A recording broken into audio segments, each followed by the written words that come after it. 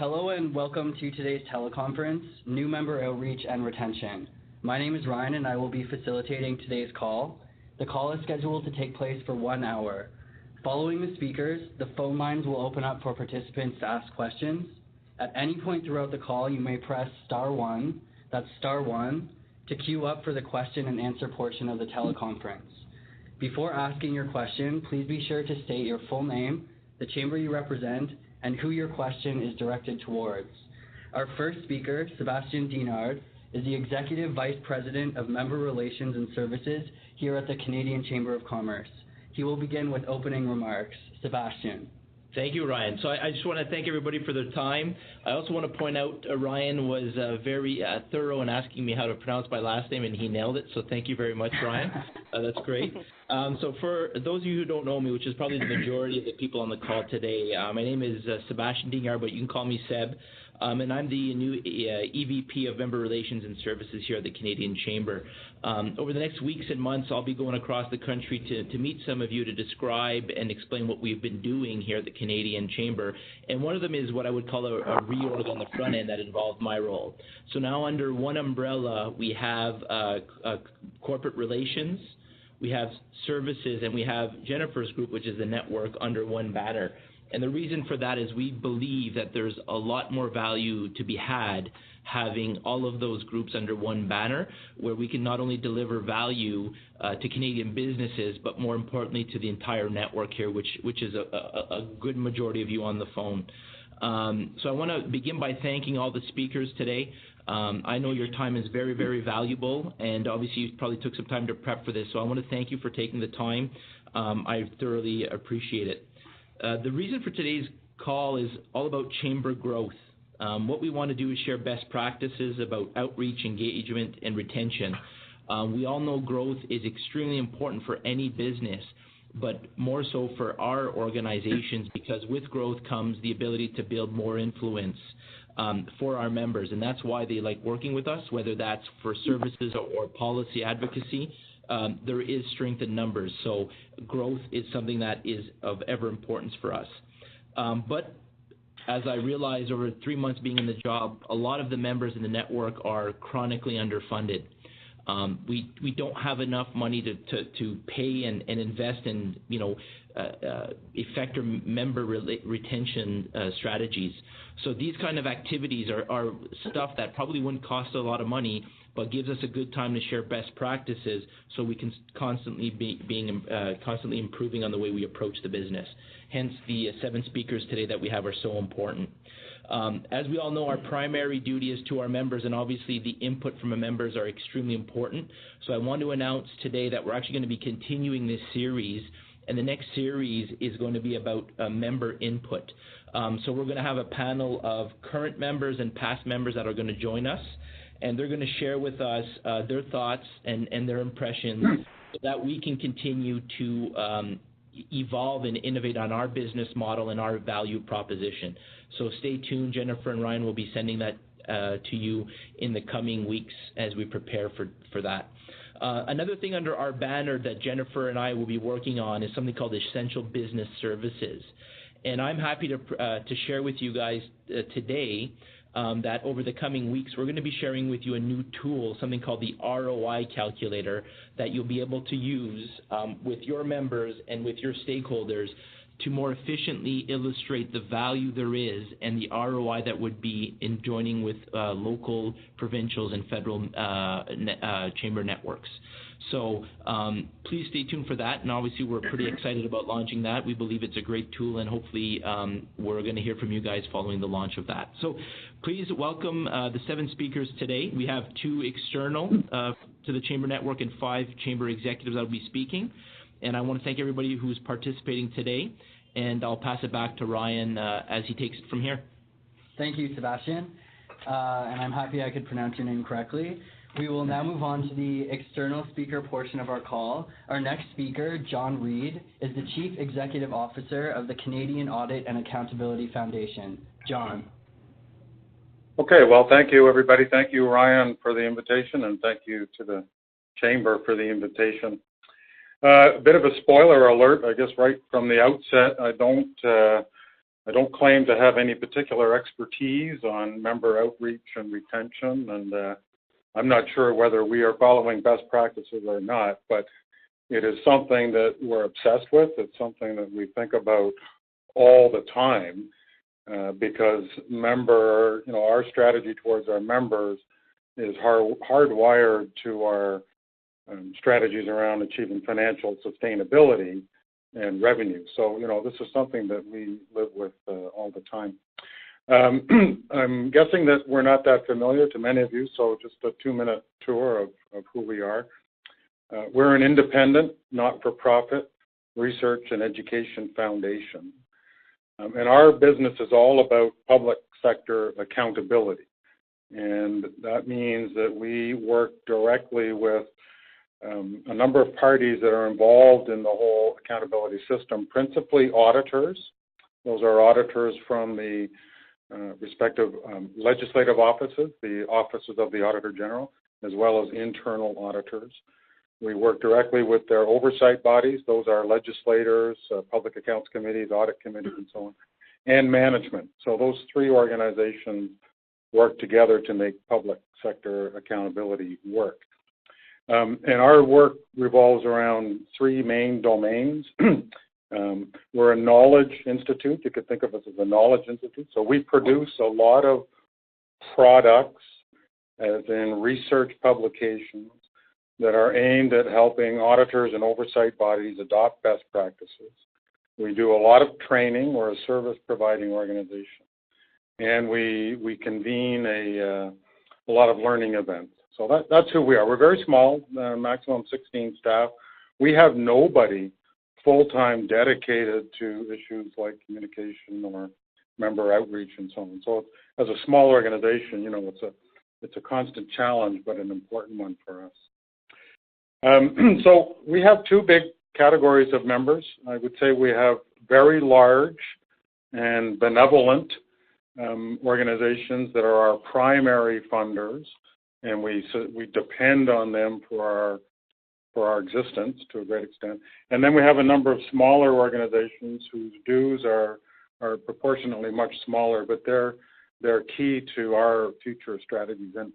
And both retention and growth is relevant. And I was really quite happy to see the questions that Ryan put together, because it really forced me to sort of think through how I can pull together a number of things that we've been working on. So with that in mind, I kind of divide our go-forward strategy on outreach and retention in relation to 4 big elements or 4 big domains.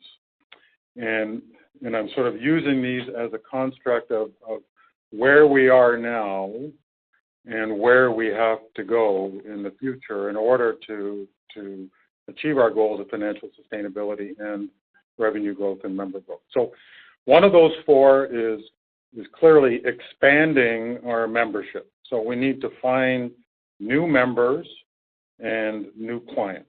And we have a clear set of target markets that we are focused on, because that's where we think we can leverage our expertise. So expanded markets is part 1. Expanded products and services is the second pillar or element of our strategy.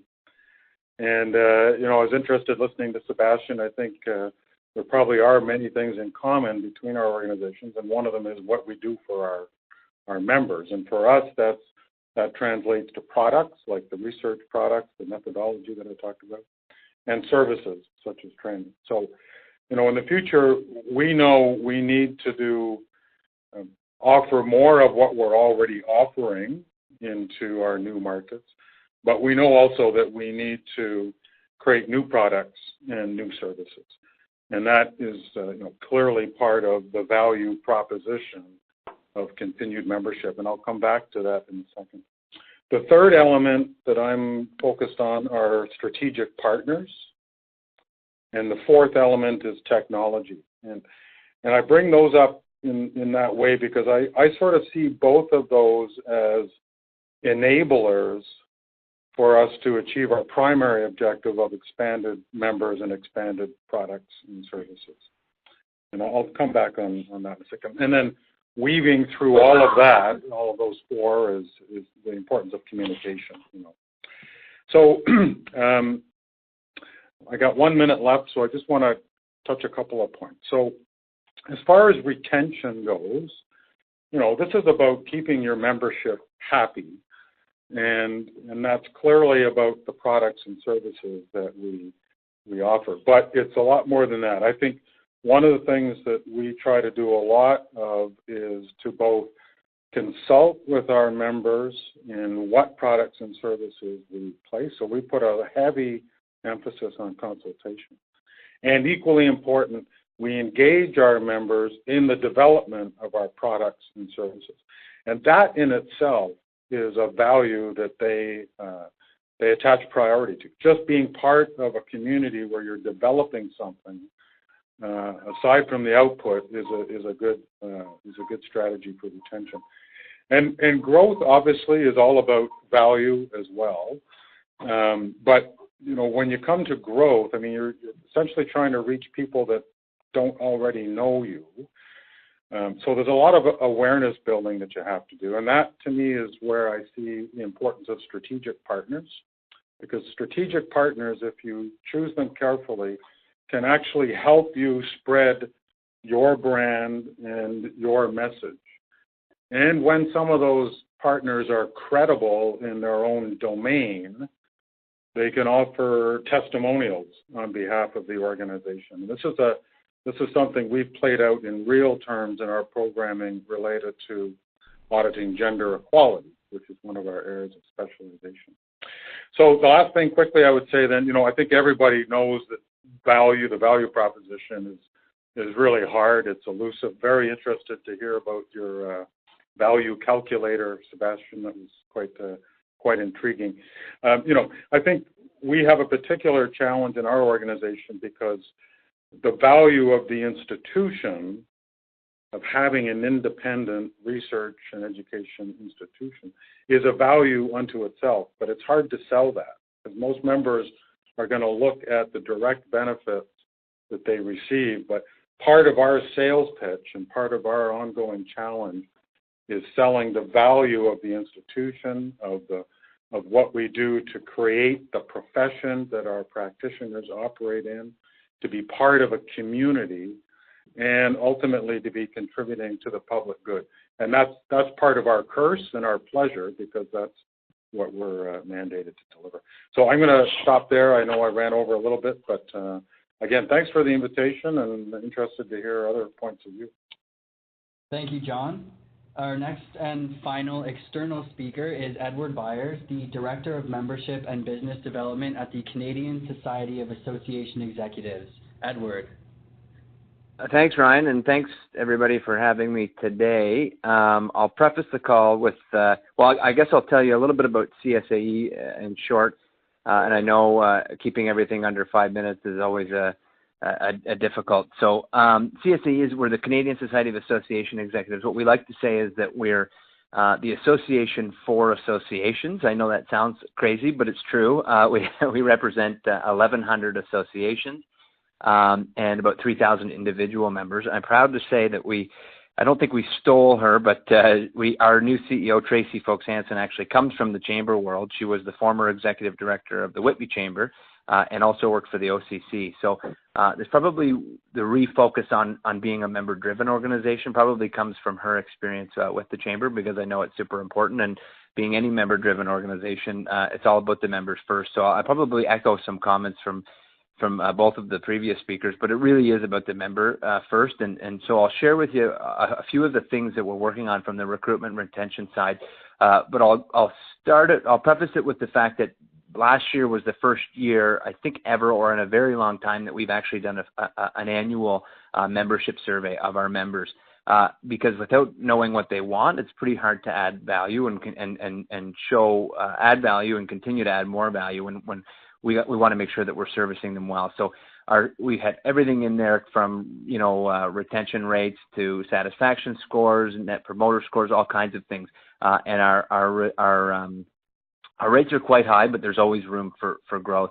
on every level. So a couple of things that we're working on, and being relatively new myself, being about 9 months in, we are becoming a complete member-driven organization. And so what we're doing now is we're actually reassessing all of our, it's a little bit off script, but we're reassessing all of our technology mapping. So currently what we're looking at all the systems that we're using to better service our members. So we are a little bit manual right now. So what we're doing is looking at new processes and new technologies, at ways of doing things. For example, auto renew, subscription models, the onboarding process of a member. What's the life cycle of a member? How do we onboard them in a way that's not cumbersome, that's easy? How do we make it easier for members to sign up and stay with us?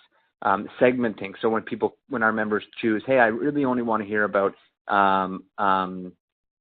board governance or whatever. So I'll take a step back for just a quick second. That our members make up, we have 1,100 associations, everything from the chambers to the Canadian Medical Association, dental, doctor, you name it. So how do we segment that market and share with them information that's of value to just them? So we're looking at doing a better job of sharing information and value of particular interest to the different segments and verticals of our membership, to better engage them, as opposed to if someone's interested in just education, we can share with them all of the education advancements that we're doing. And then on the retention side, so what we've made a promise to the board is that us as a staff, and again, we're also a fairly small shop of about 16 people as well.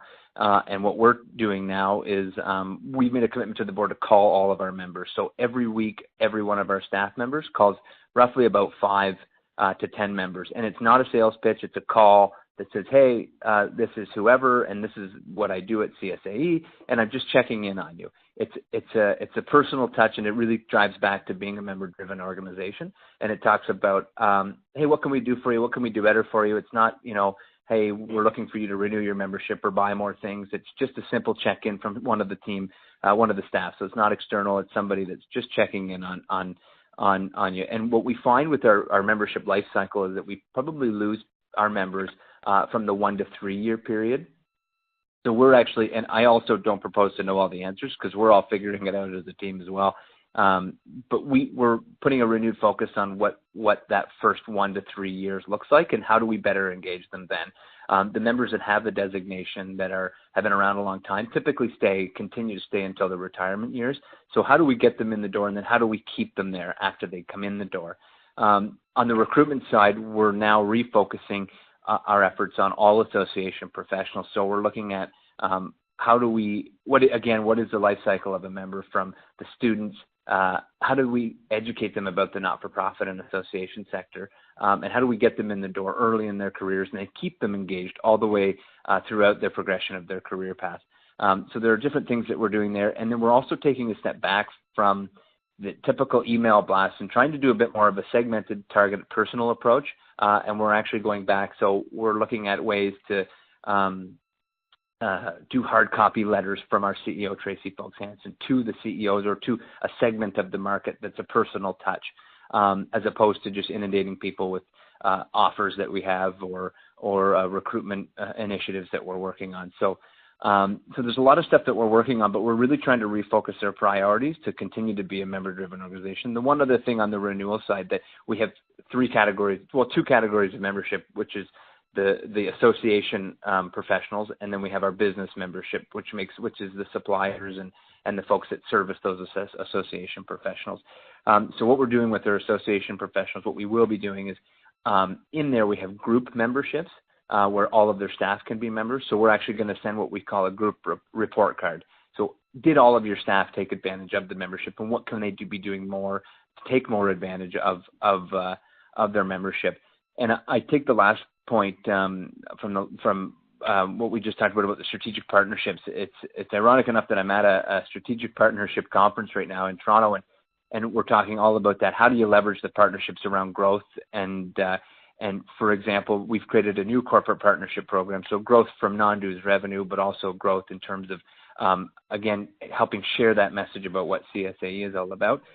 I'll give you an example of a new partnership that we just forged with an HR company. We're a small shop, so this HR company is now filling out the HR needs of our office because we don't have a dedicated HR professional. So in part of their partnership, they're really adding value to us so that we can continue to set the standard for associations and best practices just in one area, which is HR.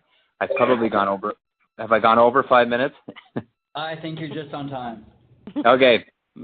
I tried to talk fast, so thanks so much, guys. And I'm again. Perfect. Okay. Thank you, Edward. We'll now move on to the internal speaker portion of the call.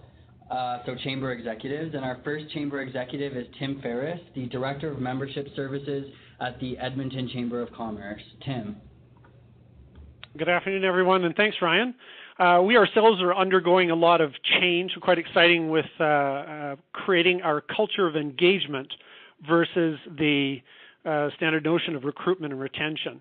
So we're embarking on new technology, new website, new fee structures and such to help encourage that culture of engagement. So I'm happy to share some of our current activities and some of our future plans. And I've kind of grouped them into 3 categories and given you a couple of points on each. And I'm going to start off with recruitment, which is a critical piece. In terms of recruitment and attraction of membership, messaging is so very critical in telling people who you are, communicating mission and vision, and ensuring that the information that you provide through various means, through social media, through marketing, advertising, conversations, that the activities and things that you do align with that mission and vision. So it establishes that this is who we are, and it demonstrates that you're actually doing those things. Again, from a marketing perspective, there is, I'll throw out a sales pitch here for TED Talk.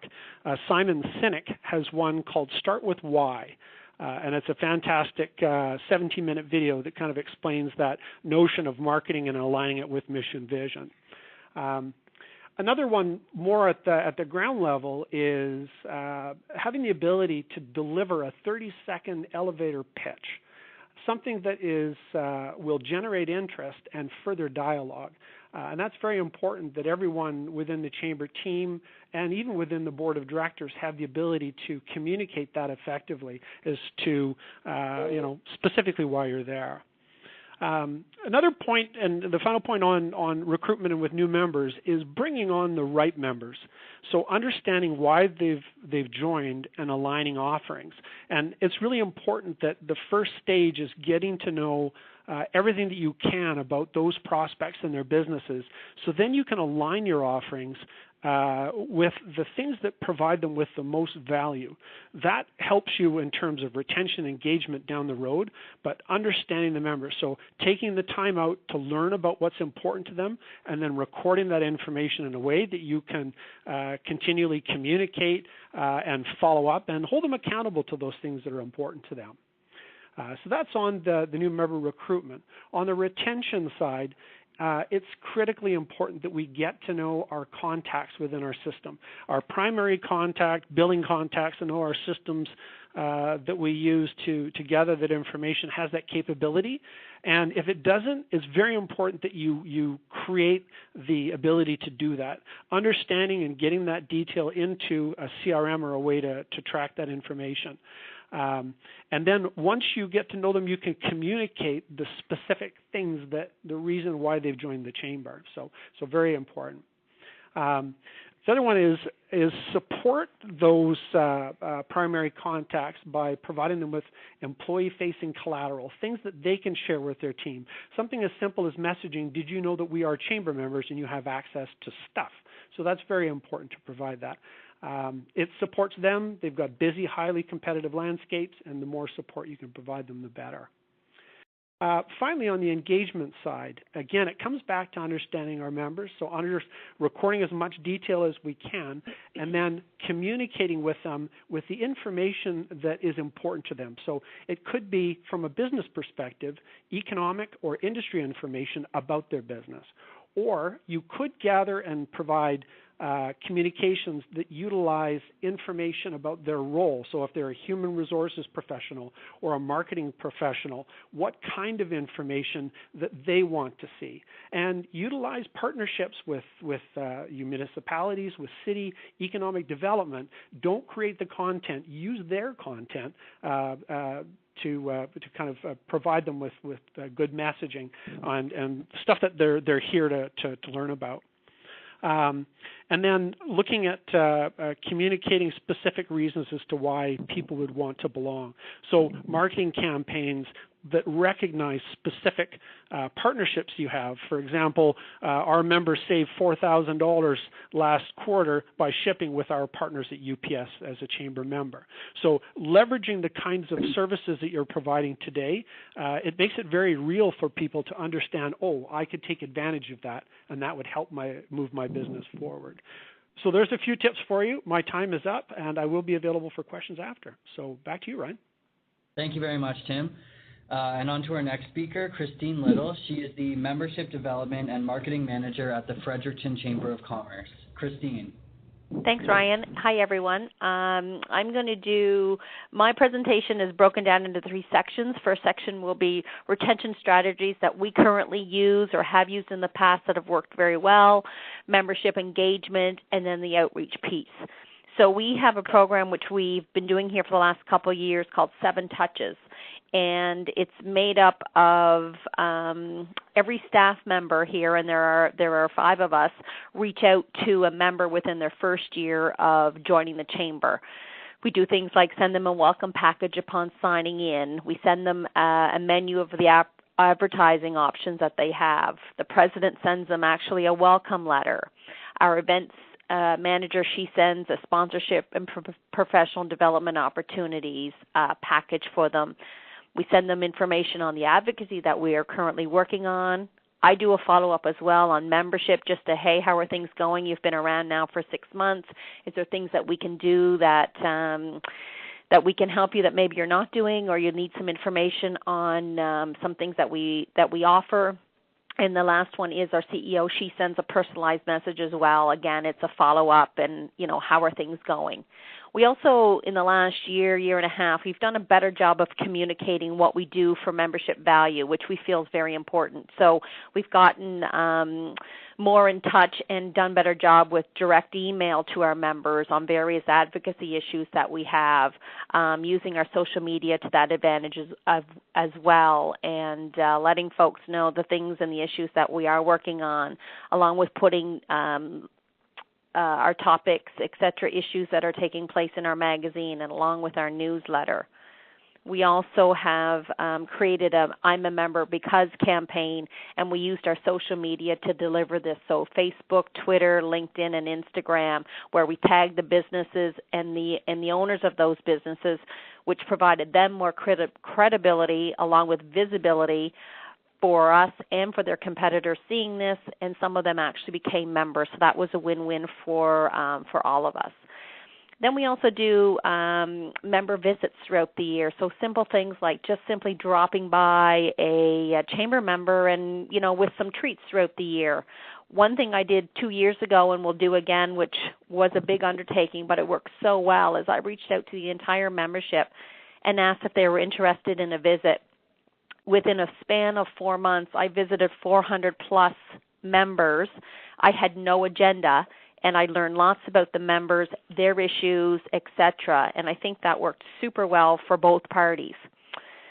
On the outreach side, we have a new member welcome committee that works.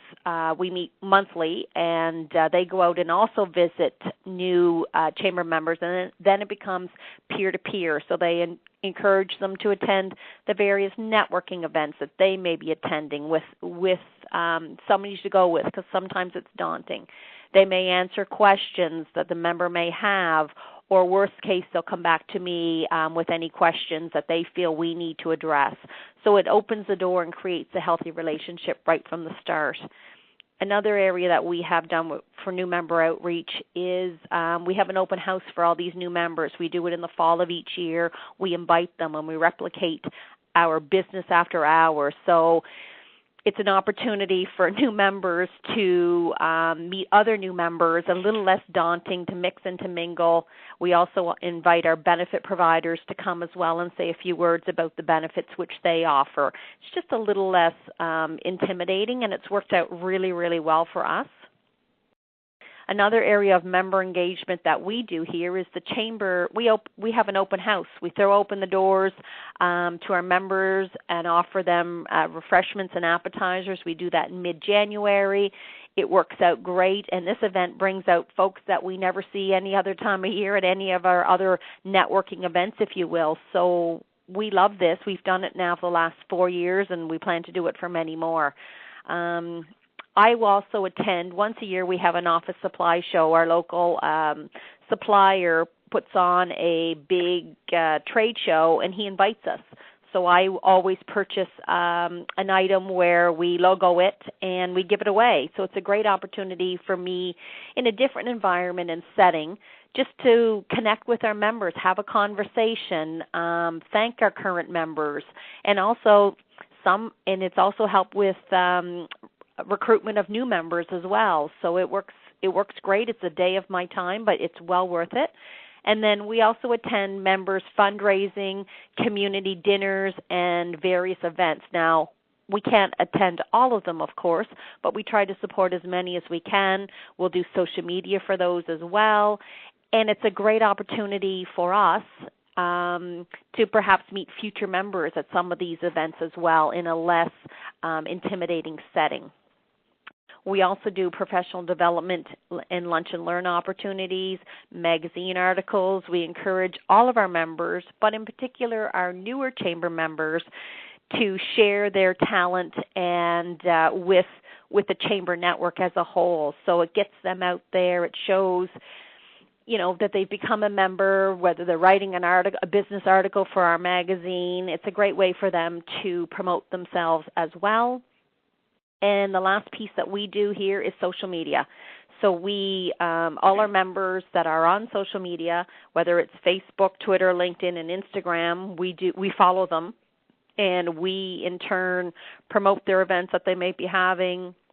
If they've got questions, if they're looking for help, we'll reach out to the network as well, and just really try to be a resource so that they feel that there's extra value in their membership, that they can reach out, and we want to be part of helping them succeed and grow in their businesses.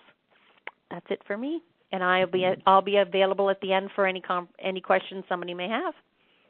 Thank you, Christine.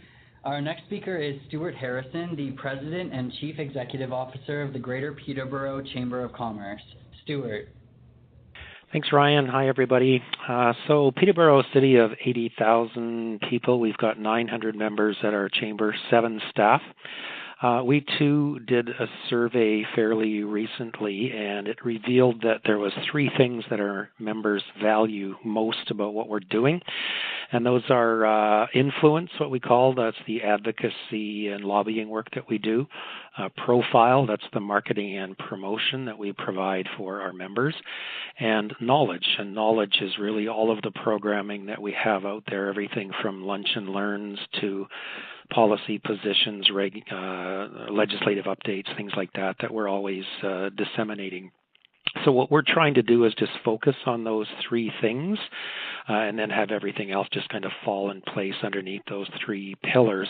And the work that we're doing right now is trying to establish under each of those pillars the value proposition, the communication strategy, and then next on the list will be how we digitize. We don't want to digitize everything because I still believe that it's very much a face-to-face situation that we're all in. It can't all be online, but at the same time, being online is typically how you're found. So I just counted while I was listening intently to everyone. We've got 23 different initiatives that we currently have out there that people can see how we focus on our members. And to me, that is critical. You have to be seen to be focused on the people that you're representing. So we do a weekly newspaper column. We have videos, relentless video production on everything from policy. We profile our members when it comes to videos we've got a concept called Chamber Live, and a number of different ways for our members to engage in that. But in the end, it's all about profiling the members, whether they have a special event coming up, or they're celebrating an anniversary, or perhaps they're a new member. We also have a sponsorship program that we developed called Love Local PTBO, PTBO being the short form for Peterborough. Those Love Local videos are a member fulfillment, because that sponsorship package is something we sell for $350, and we had 40 sponsors this year, so do the math on that. That's also 40 videos that we have to produce to profile those members. We're all over social media. And all of it is under the banner of strengthening business. So that brand continues to gain traction in the community, and again is all focused on our members. I'm going to say that 40% of our new members come from online, people who simply engage with us, send us an email, or go through our online membership process, and they show up Monday morning as a new member. Others from walk-ins, people that we meet at not only our events but other events in the community, businesses that we see opening, can't drive by and expose 2x4 without stopping and finding out what's going on. And then a little bit of traditional, working a list, making some outreach calls, but not very much of that. To me, the secret is just simply being an attractive organization. If people see that you're focused on your members, then they'll respond. And it really doesn't matter what age they are. I don't really believe in targeting a specific group or sector, other than just be awesome, and in particular be awesome online, because if they see you profiling another business, they're going to say to themselves, well, get me some of that, and they're going to investigate further. And 100% of your members have looked at what you do and who you are and what you can do for them before they ever give you a call or come to an event. So just be awesome, and I think everything else will take care of itself. We believe really, really strongly in partnerships. We've opened up our monthly business after hours to a concept we call Peterborough Business Exchange, where we actually partner with another organization. That's the exchange part, and they invite all of their people. We invite all of ours. So everybody gets fresh faces every month, and we've just done the same thing with our breakfast club, which is called Chamber AM, which we just launched this morning, which was fantastic, a great turnout for it. When it comes to retention, our membership salesperson, Cy, who's on the call, hi Cy, has created a really awesome touch program. He has some sort of outreach at 3, 6, 12, 16, 22, and 24 months. And this speaks to the vast majority of members who disappear in the first 1 or 2 years. And that's just a combination of phone calls, social media touches. Share one of their social media posts or tag them on one of yours, send an email, and the last 2 are definitely calls. And one of those Chamber Lives if they haven't had one. Bottom line is that we constantly remind people of our mission, which is strengthening business, so that in the end they feel like they're part of a tribe, part of an organization that has a bigger purpose, and yet they can still see what they get. So you get something done, but you also get something, or a transactional relationship with the Chamber when you join, and we try to always portray both sides of that coin. And that is my 5 minutes. Thank you, Stuart. Our next speaker is Keith Hoey, the president of the Burlington Chamber of Commerce. Keith. Thanks very much, Ryan. I see we're getting tight on time, so I'm going to very quickly talk about 2 very specific operational programs that we have geared specifically towards retention. One is retention, one is new and retention. So the first one I call the member drop-in program. This started almost by accident. I was early for a meeting across town. I looked across the street. There was an existing member, had their operation over there. So I walked across the street, dropped in, spent 5 minutes chatting with him, took a photo of him and me with their logo in the background, posted it on social media, and it was the most popular posting we had that entire month. So I then started just dropping in whenever I saw a member, whenever I was driving by, very random, drop in, say hello, ask them how they're doing, take a photo of me, them, and their logo. The logo is really important here, and then posting it on social media. The reason I need to be in the photo, by the way, is it personalizes the chamber when you've got the CEO or the president actually out there meeting with members. That became so successful, I actually had people phoning me saying, when are you going to come out and visit me and put my picture on social media? So then I realized what Stu and Edward was saying is very true. You tend to lose most of your members within the first 2 to 3 years. So now I focus very strategically on new members. I keep a list of all of our new members in my car, and I drop in on them at the 6 to 9 month mark, and I just do the same thing. I take a photo of them, me, and their logo, have a nice chat about how their business is doing, and it's amazing how excited these people are when they see the chamber president, the chamber CEO, the ED drop in to see them. So we do that on a regular basis, and it continues to be the most active, the most engaged posts we make on social media. The second thing I want to talk about is both new and retention. About 2 years ago, we wrote into our strategic plan that we wanted to get more large companies as members of the chamber. Large companies are those with 100 employees or more. So I now go out and visit large companies. It's called a business information visit. I have a 5-page questionnaire that I walk them through. It's not a sales call, but it kind of is, to be honest with you. I go out, I capture all sorts of information about their business, the economy, issues that they're having, issues the chamber can help you with.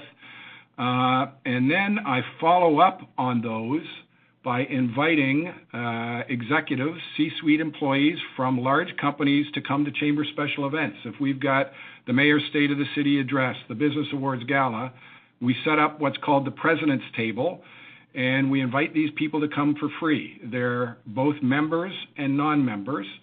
And if we populate the table properly, there we've got presidents of large companies who are members of the chamber talking with presidents of large companies who are not members of the chamber. And those members start to sell the chamber on our behalf.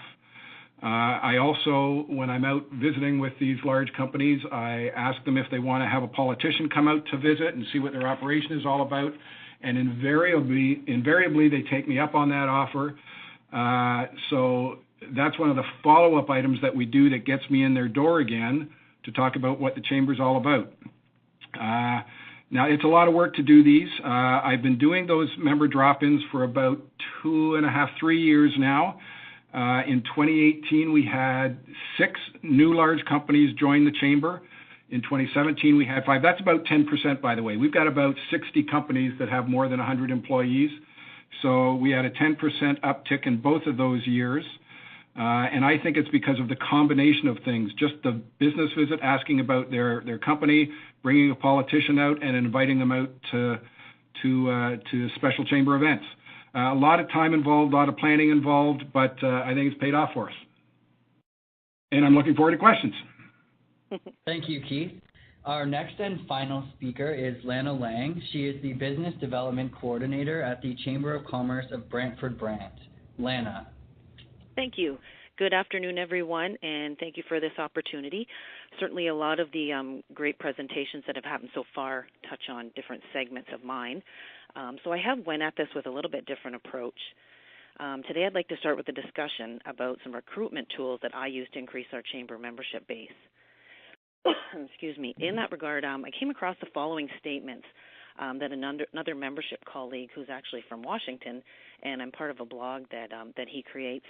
And we all receive a lot of information about membership, recruitment, retention, And when I read these 2 paragraphs, it really stuck with me as to how important they really are.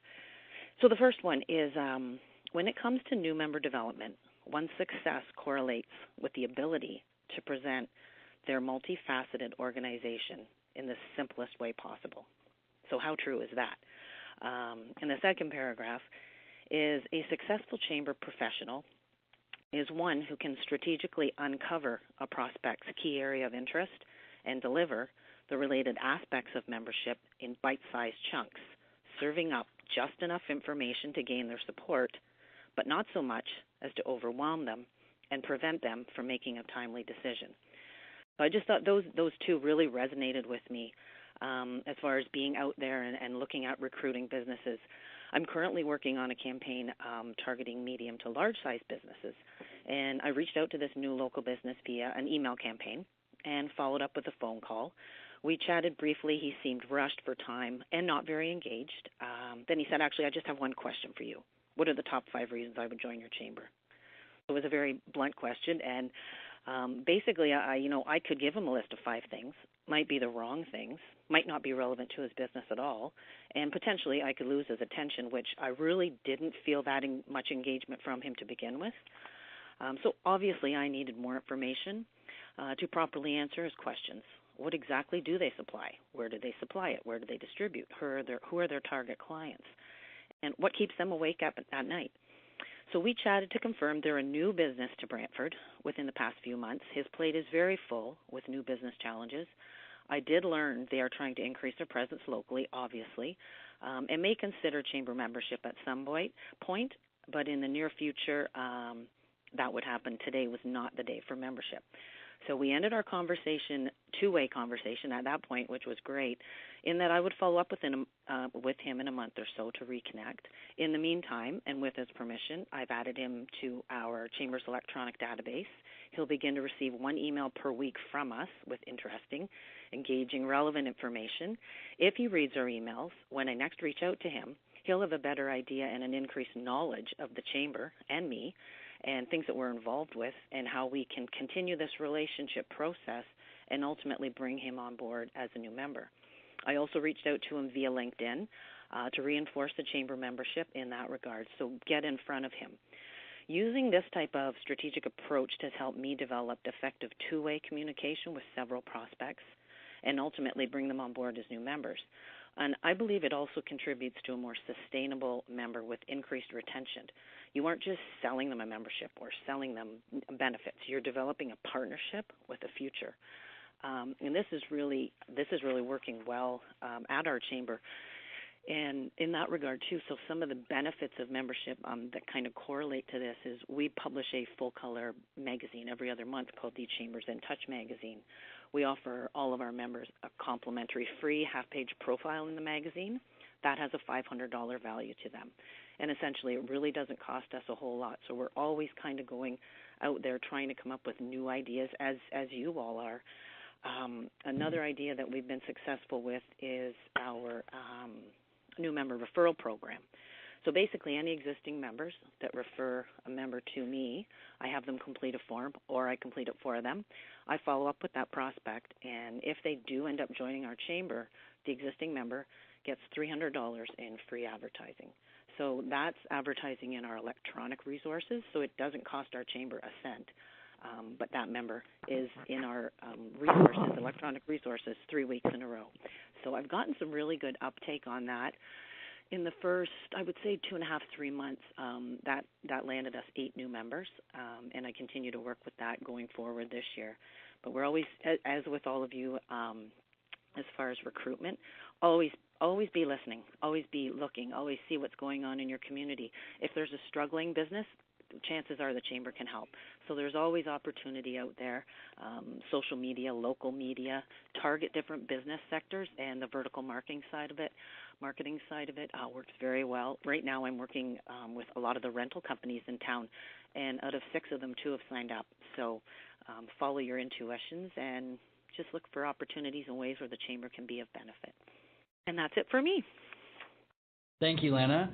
And thank you again to all of our speakers. We could not have done this without you. We will now proceed to the question and answer portion of the teleconference. So for all of our participants listening, if you do have a question, you can dial *1 on your telephone. Again, that's *1, and I will proceed to answer your questions, or the speakers will proceed to answer your questions. Before asking your question, please remember to state your full name, your full first name, the chamber you represent, and who your question is directed towards. So I'll just give everyone a couple minutes to see if we have questions.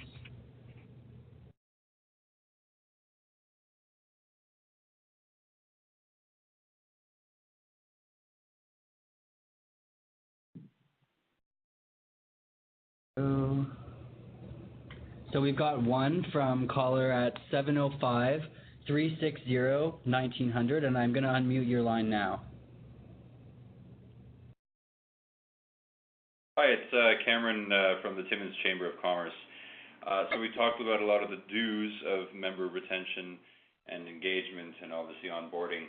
I wonder if you can share with me any of the absolute do-nots.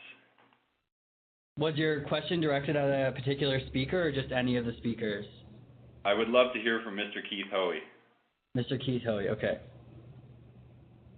Hashtag bad idea. That's a Timmins joke. Hope you're wearing your cufflinks today, Cameron. So non-response is the big one that comes to mind. If you get a question, if you get an inquiry, anything that comes in from a member and you don't reply to it, I would almost guarantee that you're going to lose that member the next time they renew, if not before. I'm trying to. I can't think of anything else specific, so I'd ask Stu and Lana and Christine if they've got any ideas, but I'll jump in. It's Stu in Peterborough. I would say don't try to sell everything to everyone. As Lana suggested, do have a conversation so that you find out what it is that they're actually looking for. Always mention your mission, the fact, why you're there. But then, if someone is looking for marketing and promotion, then sell them that. Don't try to sell them networking because they're not going to come to the events, and that's why they're going to quit a year from now. So don't try to be all things to all people would be my advice. And Lana, if I can just add one thing, it's Lana here. Don't be afraid to say no. No, this isn't a good fit for you, or no, don't be afraid to say no, because it shows value in your product and what you're offering and confidence, and something that they might have in mind might not actually be a wise decision for them, because part of our job as membership professionals is to advise them for their business and help them with planning and get them on the right track. So.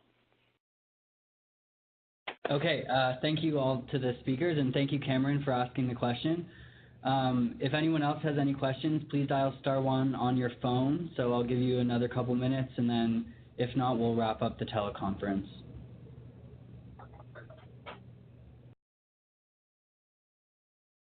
Can I jump in and ask, I'm going to ask Keith a question. It's Jennifer Hagan here at the Canadian Chamber. Keith, I'm just wondering about your business info visits. How long do you typically take? Is it like an hour visit? So, good question. I schedule an hour. I've had them go as long as an hour and 45 minutes and as short as half an hour. Obviously, the good ones are the long ones. I do have this 5-page questionnaire that I go through. I don't treat it as a script. They're all discussion points, not yes or no questions. But about an hour is the average, Jen, and it takes a long time to set these things up. I try to do one a week. I rarely get 50 in a year. I probably get 40 to 45. But getting to the right person is key. Either the president or a vice president, CFO, and their time is valuable. So, and I tell them at the start when I send out the invitation, this should take about an hour, and that's probably about the average. That's great. Okay, so I'm not seeing any more questions. Oh, I have one more question. So it's a caller from 705-706-2122, and I'm going to unmute your line right now. Hi, it's Nora Fountain calling from the Muskoka Lakes Chamber of Commerce, and the question could be for anyone. I have taken over as ED about 3 years ago, and we've been doing a good job on just attracting and trying to be awesome. But what about going back and mining the members that have dropped off, that have decided not to renew? Is that a good place to try to mine, or in your experience, is it sort of a waste of time? I'd like to hear some thoughts on that from anyone. I'll jump in on that. Very quickly. Sorry, they're one of my target markets for those business information visits that I do. If it's a large company that's dropped in the last little while, I get in touch with them pretty quickly. Okay, great. It's Stuart in Peterborough. I was going to take the opposite tact. I think 9 times out of 10, it's a complete waste of time. In fact, they'll typically laugh at you.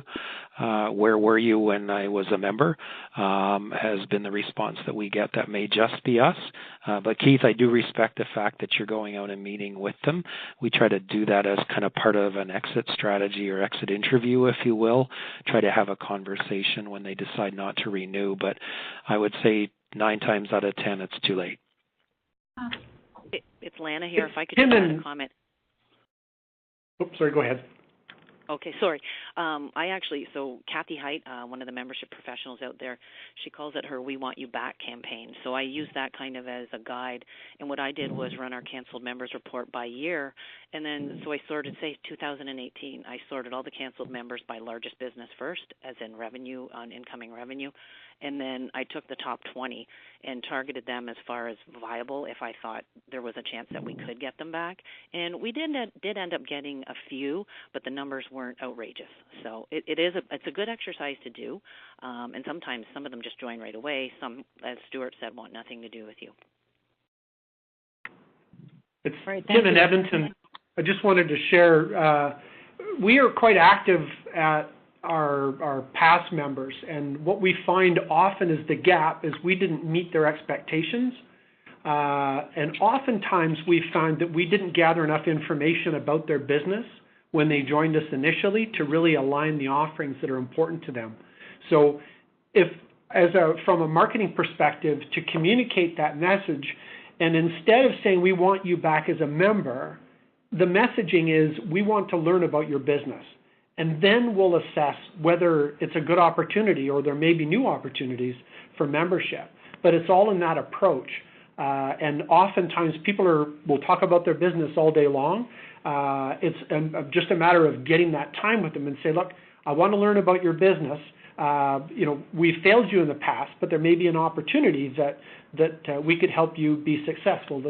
Aligning with our mission and vision. This is what we do. That it often will open up doors, and people will be very receptive to those conversations. So I just want to echo that. When I do these business information visits, I don't mention the Chamber of Commerce at all. It's all about their business. And if it's somebody that canceled a little while ago, I think of the 6 we got in 2018, 2 of them were ones that had canceled within the last couple of years, and they came back. But I don't talk about the Chamber. I don't sell the Chamber. Just what you were saying, it's all about their business. Okay, great. Thank you for the question, Nora, and thank you to all the speakers for answering. And I'll just give another minute or so to see if anyone else has any more questions. Again, it's *1 if you'd like to ask a question. *1.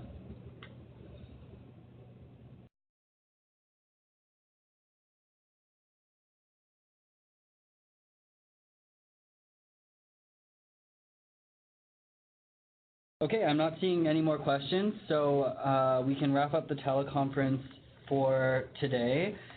Thank you again to all of our participants and speakers. This call was recorded and will be distributed to all participants in the coming days. We hope you found the discussion valuable to your work. Have a great day. Thanks, Ryan. Thank you. Thank you. Bye. Thanks, Ryan. Thank you. Thanks, Ryan. Bye.